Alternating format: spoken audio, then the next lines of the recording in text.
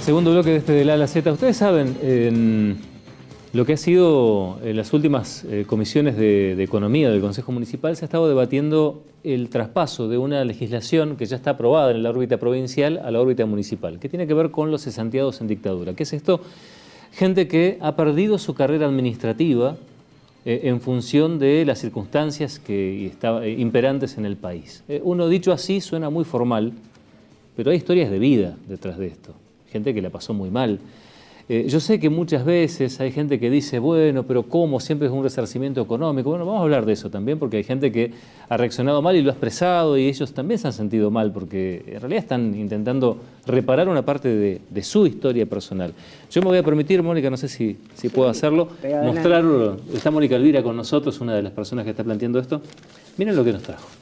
Esto es un papel exactamente original, escrito a máquina, una de las 9 copias que se hacían en su momento para dictaminar, basado en una serie de elementos y cosas que se argumentaban, Mónica nos dice todas falsas, para dejar cesante a una persona cuando se entendía que políticamente era alguien incómodo de contener dentro de una estructura de gobierno municipal, en este caso, ¿no?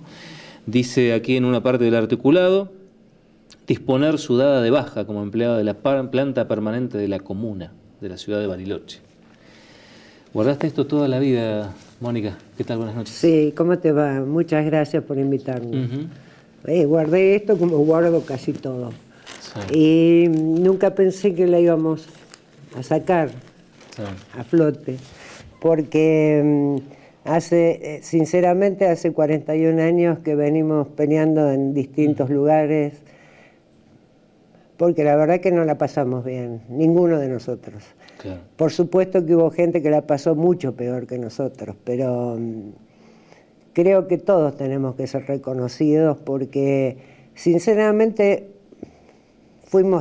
éramos todos muy jóvenes,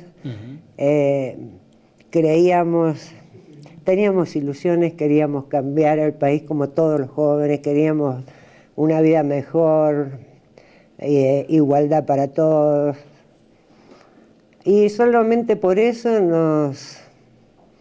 nos hicieron sufrir y sufrir mucho. Y bueno, ahora salió esta ley provincial que salió en el 2015, y si no me equivoco es la 5040. Yo hace mucho tiempo, bueno, Oscar también, pero yo hice las denuncias respectivas sobre lo que me pasó en Derechos Humanos de Bariloche, en el Juzgado Federal de Neuquén y en el Juzgado Federal de acá de Bariloche. Pero a nivel municipal nunca logramos nada. Yo, claro, la única persona que me escuchó y que inclusive elaboró el primer proyecto fue el defensor del pueblo Vicente Massaglia. Y después lo continuó Andrea, la segunda defensora, que es quien fue la que le presentó el proyecto de adhesión a esta ley provincial al Consejo Municipal. Hay que decir que es, como pocas cosas, algo que quedó totalmente certificado. O sea, son carreras administrativas truncas, ¿no? Sí. O sea, digamos, yo sé que el dolor incluye otros aspectos, ¿no? Que en algunos casos algunos son más proclives a hablar del tema y otros no, y uno respeta eso, pero es totalmente certificado. O sea, son carreras administrativas truncas. Es alguien que perdió el desarrollo de una vida profesional. Sí, tal cual. Sí, no solo esa, muchas más. Porque cuando te prescindían no podías trabajar en ninguna dependencia ni institución que fuera del Estado. Quedabas marcado totalmente, ¿no? Sí. Quedabas registrado ya. De hecho, yo rendí posteriormente en el Centro Atómico y gané el concurso, éramos varios. Y al primer día que entré me fue Gendarmería y me sacó. O sea que había un intercambio de información, algo que ahora parece tan normal y tan común y que todavía hay organismos que dicen que es difícil. Sí. Ya eso existía en ese momento. Sí, el ingeniero que me comunicó que me tenía que retirar, te digo, no recuerdo su nombre, pero estaba tan no sabía cómo decirme que no podía trabajar porque había ganado con todo lo de la ley y todo perfecto, pero bueno, fue así. Y de hecho después aparecí en las carpetas negras del Centro Atómico, ¿te acordás cuando se abrieron con Sí. Mondino? Fue. Sí. Y después rendí en el juzgado, que éramos muchísimas personas y también gané el concurso. ¿Y tampoco bueno, pudiste? no, también me sacaron. O sea, eras como que iban avisando en cada dependencia pública que no podías vos hacer una carrera. Sí, además en la vida privada, en los sectores privados, por lo menos en mi caso, nadie me quería tomar, porque había gente que estaba muy a favor de este golpe de Estado, inclusive recuerdo que el periodista de Canal 6, Carlos Rossetti, hizo una grabación que la pasaban todo el tiempo, donde decía que yo había sido prescindida por subversiva y disociadora. Imagínate que nadie me quería contratar para nada. La única persona que me ayudó en esos años fue Daniel Melfi, que eternamente se lo agradezco, y que vendía cosas de perfumería, ruleros, perfumes en los distintos barrios. Bueno, después de todo esto que quise irme del país, hicimos con mi mamá y mi nena, que era muy chiquita, el pasaporte. A mamá le llegó enseguida, a mi hija le llegó a los 3 meses. Por lo tanto, mi hija se fue a Estados Unidos con mi tía y yo recién 11 meses después me pude ir. Durísimo, ¿no? Pero bueno, y así fue.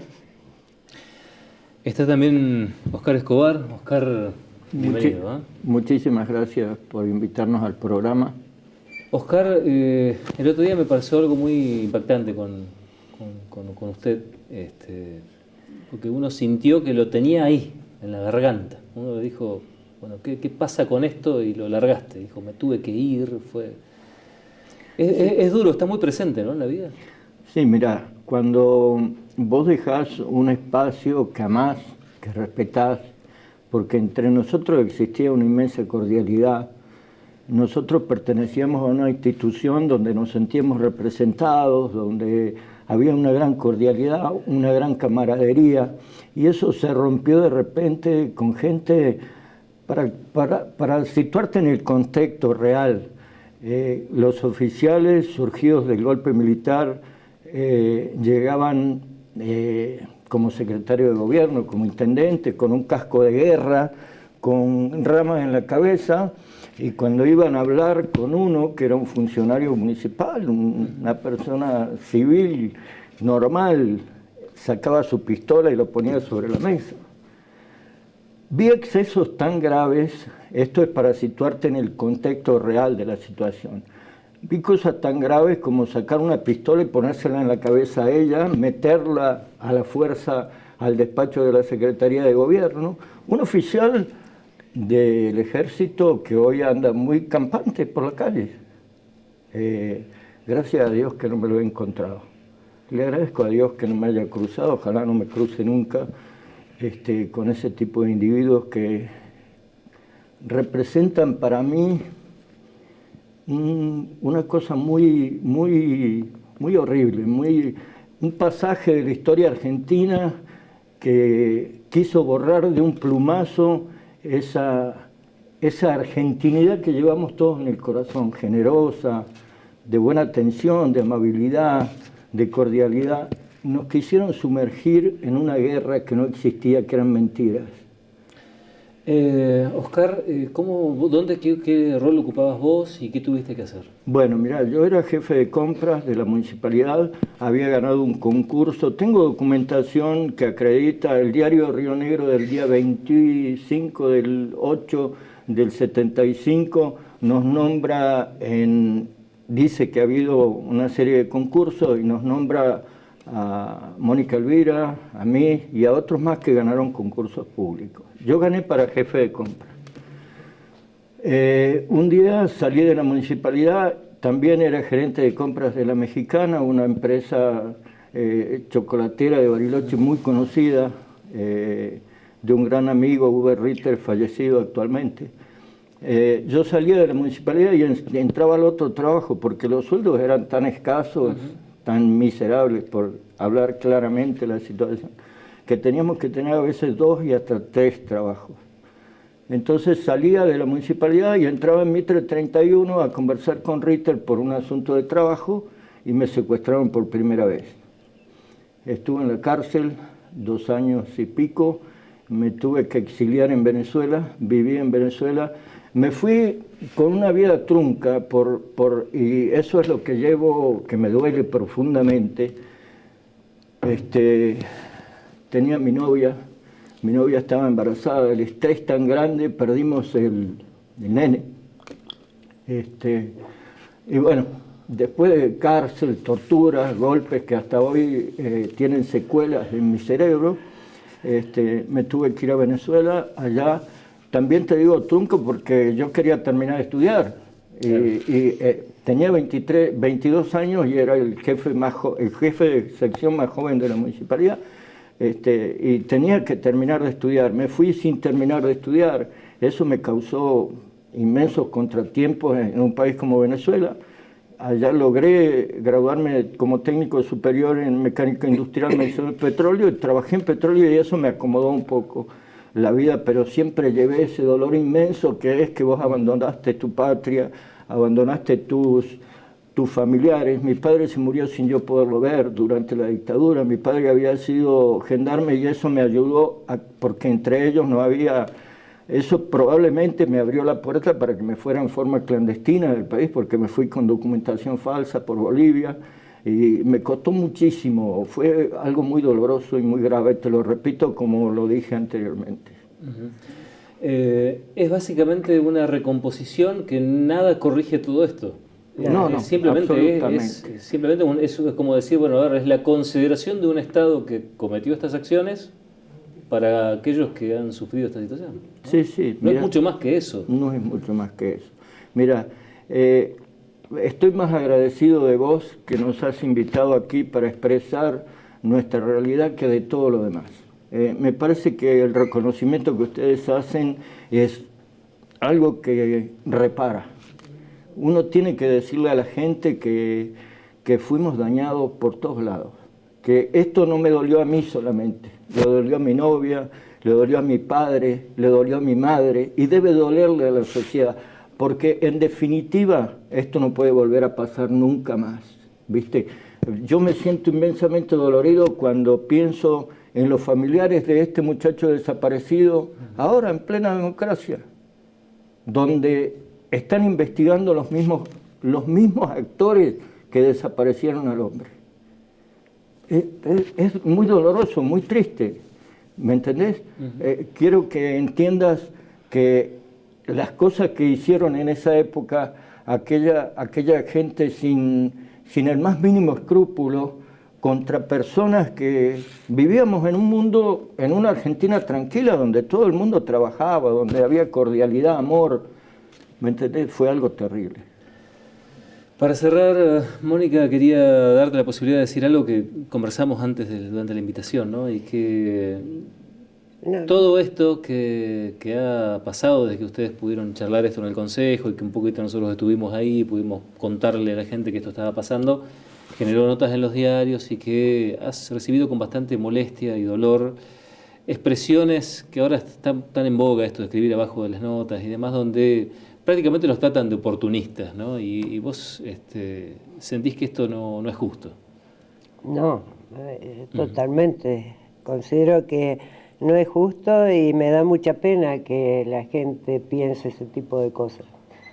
Porque yo entiendo que hay 1000 cosas que hacer en Bariloche, 1000. Pero bueno, eso depende de la gestión de los gobernantes. El resarcimiento que propuso o que dictaminó la provincia es un resarcimiento económico que a todos nos viene bien, pero tampoco es, a mí no me sirve, no sé cómo explicarlo, eso no me va a salvar la vida, primero, no es algo que va a fundir a Bariloche, pues son 30 sueldos de la mínima categoría, y además a mí no me va a cambiar la vida por eso, no voy a dejar de sentir lo que siento, no voy... ya fuimos marcados y ya moriremos marcados, así fue. Pero antes de que nos despidas, porque hoy estuve pensando mucho y como estoy viejita y me olvido de las cosas, me había anotado algunas cosas, porque sería bueno que la gente supiera que lo que pasó en aquel momento. El que entró a la municipalidad cuando fue el golpe de Estado fue el señor Burgoa. Pero hubieron 5 militares, 5 personas en el gobierno de facto, o 4. Después vino Costa Martínez, que fue el que me declaró prescindida a mí. Después tuvo un señor Brusa, que yo no tuve el gusto de conocer, por suerte. Después vino Mengetti y por último vino Barberis. Pero Bariloche era un lugar que para mí, personalmente, fue un paraíso comparado con el resto del país, porque era la ventana al mundo. Acá venían extranjeros de todos lados y ellos no querían que se supiera lo que pasaba. De hecho, fíjate que es el único lugar en el país donde la asociación que se llamaba SEBA, que era el Acuerdo Empresarial Barilochense, ellos propusieron una terna que estaba Barberis, estaba el señor Vicente Ojeda, y el tercero, yo lo había anotado por acá, el señor López Ugarte. Y el gobernador decidió por el señor Barberis, quien aceptó. Eso no pasó en ningún pueblo ni ninguna ciudad del país. Y además, a pesar de que fue un paraíso comparado con lo que pasó en otras ciudades, hubieron muchos jóvenes de Bariloche que estuvieron presos en distintos lugares. Conozco a varios que estuvieron en Bahía Blanca, entre ellos mi hermano, Carlos Saurín, César Miguel. Había un amigo mío, Julio García, quien fue asesinado en Bahía Blanca. Roberto Pirles, que fue asesinado en Rosario por lo que se llamaba Ley de Fugas. Y después, si vos lees el libro de la Universidad de Comahue, que se llama, por acá me lo puse, 25 años, una historia de 25 años, hubieron muchas personas de la universidad que estuvieron detenidos, y hubo un desaparecido que nadie menciona jamás, que se llama Mario Manuel Tarczycki. Aparte de mi querido amigo Juan, que bueno, que todos conocemos, que éramos compañeros de colegio y amigos. Pero quería que el pueblo supiera de que no fuimos nosotros solo los que sufrimos. Hubo gente que sufrió en Bariloche y sufrió mucho más que nosotros. Gracias. De nada. Gracias, Oscar. Muchísimas gracias a vos. Cuando volvamos, nos metemos en un tema mucho más técnico, que tiene que ver con las expectativas que se tienen con respecto a una nueva área que va a estar trabajando en la localidad y que tiene que ver con el área de acuicultura. De eso vamos a estar conversando, ya veremos.